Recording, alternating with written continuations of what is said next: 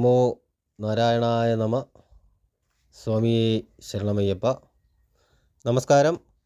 എല്ലാ പ്രിയപ്പെട്ട പ്രേക്ഷകർക്കും തൃപ്പാദമഠം യൂട്യൂബ് ചാനലിൻ്റെ പുതിയൊരു എപ്പിസോഡിലേക്ക് ഹാർദവമായ സ്വാഗതം. ആദ്യമായിട്ട് ചാനൽ കാണുന്നവർ ചാനൽ സബ്സ്ക്രൈബ് ചെയ്ത് സപ്പോർട്ട് ചെയ്യുകയും തൊട്ടടുത്തുള്ള ബെൽ ബട്ടൺ ആൾ എന്നുള്ളത് തിരഞ്ഞെടുക്കുകയും ചെയ്യുക. എന്നാൽ മാത്രമേ പുതിയ വീഡിയോകളുടെ അറിയിപ്പുകൾ നിങ്ങൾക്ക് മനസ്സിലാക്കുവാൻ സാധിക്കുകയുള്ളൂ. കൂടാതെ വീഡിയോ കാണുന്നവർ വീഡിയോ മുഴുവനായും കാണുവാൻ ശ്രമിക്കുക. ഇന്നത്തെ വിഷയം ചോതി നക്ഷത്ര ജാതകർക്ക് 2024 ഏപ്രിൽ മാസത്തിൽ ജീവിതത്തിലേക്ക് സംഭവിക്കാവുന്ന ജീവിതത്തിലേക്ക് വരാവുന്ന വിഷുഫലങ്ങൾ ഏതൊക്കെ രീതിയിൽ ഒരു ജാതകനിൽ സ്വാധീനിക്കും എന്നുള്ളതാണ്.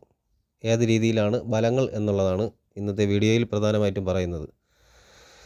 ഇവിടെ മാർച്ച് അവസാനം മുതൽ ഏപ്രിൽ അവസാനം വരെ ശുക്രൻ തൻ്റെ ഉച്ചരാശിയായ മീനത്തിലായിരിക്കും എന്ന് ഞാൻ വീഡിയോയിൽ പറഞ്ഞിട്ടുണ്ട്. കുംഭരാശിയിലായിരിക്കും ചൊവ്വയുടെ സഞ്ചാരപാത. ഏപ്രിൽ അവസാനത്തോടെ ചൊവ്വ കുംഭരാശിയിൽ നിന്ന് മീനം രാശിയിൽ എത്തിച്ചേരുന്നതായിരിക്കും.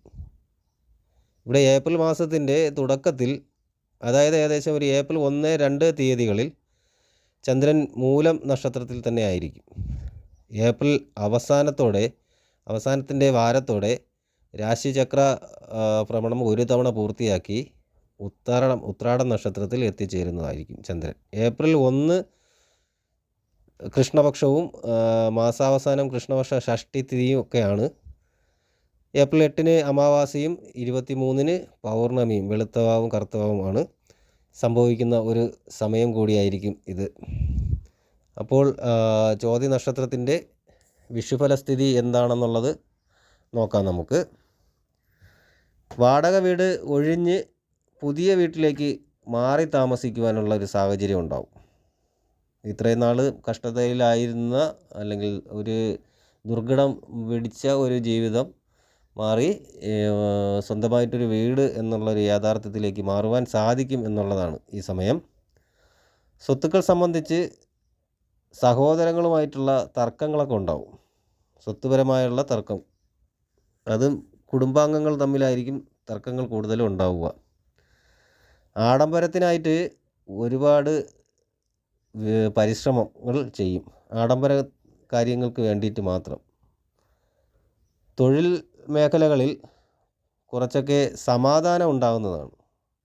തൊഴിലിൽ വേറെ പ്രശ്നങ്ങളൊന്നും വരാതെ അതിങ്ങനെ മുന്നോട്ട് പോകും. അപ്പോൾ കുറച്ച് സമാധാനമൊക്കെ ഉണ്ടാവും, കാര്യങ്ങളൊക്കെ നടക്കും. പിന്നെ സർക്കാരിൽ നിന്നും ലഭിക്കേണ്ടതായിട്ടുള്ള രേഖകൾ, ഏതെങ്കിലും രീതിയിലുള്ള കാര്യങ്ങളൊക്കെ, അനുമതി പത്രങ്ങൾ പോലെയുള്ള കാര്യങ്ങളൊക്കെ ജാതകനിലേക്ക് കൈവശം കിട്ടും എന്നുള്ളതാണ്. സമൂഹ മാധ്യമത്തിലൂടെയൊക്കെ പരിചയപ്പെട്ട സുഹൃത്തിനെ നേരിൽ കാണുവാനുള്ള അവസരം ഉണ്ടാകുന്നതാണ്. സാങ്കേതിക വിഷയങ്ങൾ, ഭാഷ ഇവ പഠിക്കാനായി സമയം കണ്ടെത്തുവാനാവും. കൂടാതെ ഭക്ഷ്യവിഷബാധ, നിർജ്ജലീകരണം എന്നിവ പോലുള്ള രോഗങ്ങൾ അല്ലെങ്കിൽ പകർച്ചവ്യാധികൾക്ക് സാധ്യത ഉള്ള ഒരു സമയമാണ്. ആയതിനാൽ അതിലേക്കുള്ള കരുതലുകൾ ഉണ്ടായിരിക്കണം എന്നുകൂടി പറയുന്നു. വിദേശത്ത് ജോലി ചെയ്യുന്നവർക്ക് നാട്ടിലേക്ക് പോകുവാനുള്ള അവസരങ്ങൾ ലഭിക്കുന്ന ഒരു സമയമാണ്. ബന്ധുക്കളെയും സുഹൃത്തുക്കളെയും ഒക്കെ ഒന്നാക്കിക്കൊണ്ട് തീർത്ഥാടനം പോലുള്ള കാര്യങ്ങൾ പോകുവാൻ തയ്യാറെടുപ്പുകൾ നടത്തും, അല്ലെങ്കിൽ അതിനു വേണ്ടിയിട്ടുള്ള ആലോചനകൾ നടത്തും എന്നുള്ളതും ഈ സമയത്ത് സംഭവിക്കാവുന്ന ഒരു കാര്യം തന്നെയാണ്. കൂടാതെ തന്നെ ആത്മവിശ്വാസം ഇല്ലാതെ ഇരിക്കുന്ന ഒരു സമയം, അല്ലെങ്കിൽ ആത്മവിശ്വാസം ഇല്ല, അത് ചെയ്താൽ നന്നാവും എന്നുള്ളൊരു ആത്മവിശ്വാസക്കുറവുണ്ടെങ്കിൽ ഊഹക്കച്ചവടം പോലുള്ള കാര്യങ്ങളിൽ നിന്ന് പിന്മാറി നിൽക്കുക, അതിലോട്ട് ഇറങ്ങരുത്. നേരത്തെ പറഞ്ഞ പോലെ പകർച്ചവ്യാധികളിൽ പ്രധാനപ്പെട്ടൊരു കാര്യം കൂടെ പറയാൻ വിട്ടുപോയിട്ടുണ്ട് ഞാൻ. മൂത്രാശയപരമായിട്ടുള്ള രോഗങ്ങളും പിടിപെടാനുള്ള സാധ്യതയുണ്ട്, അതിനും കരുതൽ വേണം എന്നുള്ളതാണ്. ഭക്ഷ്യവിഷബാധയും അതിനകത്ത് വരുന്നതാണ്, അതും സൂക്ഷിക്കുക. വിജയപ്രതീക്ഷയോടുകൂടി തന്നെ പരീക്ഷ എഴുതുവാൻ സാധിക്കും വിദ്യാർത്ഥികൾക്ക്. ആഗ്രഹ സാഫല്യത്തിനായി നല്ല രീതിയിൽ പരിശ്രമിക്കേണ്ടി വരും എന്നുള്ളതും കൂടെയാണ്.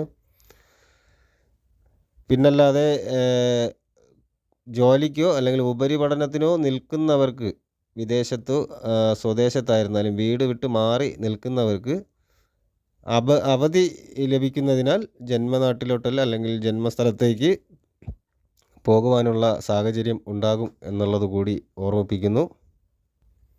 ഈ സമയത്ത് നേരത്തെ തന്നെ കടമായി കൊടുത്തിരിക്കുന്ന ധനം തിരികെ ലഭിക്കുവാനുള്ള സാധ്യത കൂടുതലാണ്. വാഹനം മാറ്റി വാങ്ങാനുള്ള സാഹചര്യം ഉണ്ടാവും. ഏറ്റെടുത്ത കാര്യങ്ങളൊക്കെ, പ്രവൃത്തികളൊക്കെ അല്ലെങ്കിൽ ദൗത്യങ്ങളൊക്കെ മനസംതൃപ്തിയോടെ ചെയ്തു തീർക്കുവാൻ സാധിക്കും. പരീക്ഷയിൽ പ്രശസ്തമായ വിജയം ഉണ്ടാകും. ഉദ്ദേശിച്ച വിഷയങ്ങളിൽ തന്നെ ഉപരിപഠനത്തിന് ചേരുവാനുള്ള സാധ്യതകൾ വന്നു ചേരും. ഓർമ്മശക്തി കൂടുതലായിരിക്കും. വിദ്യാർത്ഥികൾക്ക് അനുകൂലവും കൂടാതെ തന്നെ പരീക്ഷണങ്ങളൊക്കെ നടത്തുന്ന ആൾക്കാർക്കൊക്കെ അനുകൂലവുമായ ഒരു സമയമായിരിക്കും ഇപ്പോൾ എന്ന് പറയുന്നത്. 3 നക്ഷത്രങ്ങളാണ് തുലാക്കൂറുമായിട്ട് ബന്ധപ്പെട്ട് കിടക്കുന്നത്. അതിൽ ചിത്തിര 2ാം പകുതിയും ചോതിയും വിശാഖം മുക്കാലും തുലാക്കൂറുമായിട്ട് ബന്ധപ്പെട്ട കൂറുകളിലാണ് ഈ നക്ഷത്രങ്ങൾ വരുന്നത്. ഈ വരുന്ന 3 നക്ഷത്രക്കാർക്കും ഒരുപോലെ തന്നെയാണ് കുറച്ച് കാര്യങ്ങൾ ഉണ്ടാവുന്നത്. അതിൽ സാമ്പത്തികമായിട്ടുള്ള നേട്ടങ്ങൾ വന്നു ചേരാനുള്ള വഴിയുണ്ട്. ഈ തുലാക്കൂറുകാർക്ക് സാമ്പത്തിക നേട്ടങ്ങൾ വലിയ രീതിയിൽ ഉണ്ടാകുവാനുള്ളൊരു സാധ്യത ഈ സമയത്ത് കൂടുതലാണ്. നേരത്തെ ഞാൻ പറഞ്ഞതുപോലെ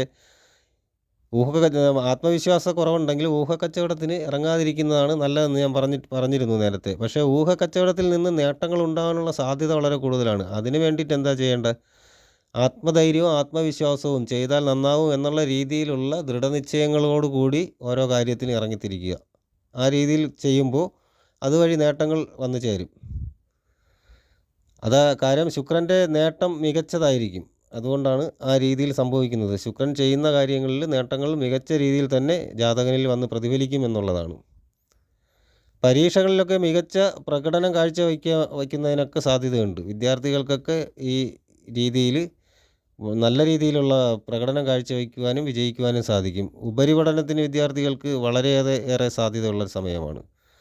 കൂടാതെ നക്ഷത്ര ജാതകർക്ക് സഹപ്രവർത്തകരുടെ സഹകരണം അതൊന്നുകൊണ്ട് മികച്ച മാറ്റങ്ങൾ ജാതകനിൽ കൊണ്ടുവരാൻ സാധിക്കും. സഹപ്രവർത്തകരുടെ നല്ല രീതിയിലുള്ള സഹകരണങ്ങളൊക്കെ കൊണ്ട് മാറ്റങ്ങൾ ഒരുപാട് ഉണ്ടാകും എന്നുള്ളതാണ് പറയുന്നത്. അപ്പോൾ ഈ പറഞ്ഞ കാര്യങ്ങളൊക്കെ പ്രേക്ഷകർക്ക് മനസ്സിലായി കാണും എന്ന് കരുതുന്നു. കൂടാതെ വീഡിയോ നിങ്ങൾക്ക് ഉപയോഗപ്രദമാണെന്ന് തോന്നിക്കഴിഞ്ഞാൽ വീഡിയോ മറ്റുള്ളവർക്ക് കൂടി ഷെയർ ചെയ്ത് കൊടുക്കുക. വീഡിയോ ലൈക്ക് ചെയ്യുക. എല്ലാവരുടെയും വിലയേറിയ അഭിപ്രായങ്ങൾ, നിർദ്ദേശങ്ങൾ എന്നിവ കമൻ്റായിട്ട് രേഖപ്പെടുത്തുക. സമയത്തിനനുസരിച്ച് എല്ലാ മെസ്സേജുകൾക്കും മറുപടി തരുന്നതായിരിക്കും. എല്ലാ നല്ലവരായ പ്രേക്ഷകർക്കും നല്ലത് വരുത്തട്ടെ എന്ന് പ്രാർത്ഥിക്കുന്നു. ശുഭദിനം നേരുന്നു. നന്ദി, നമസ്കാരം.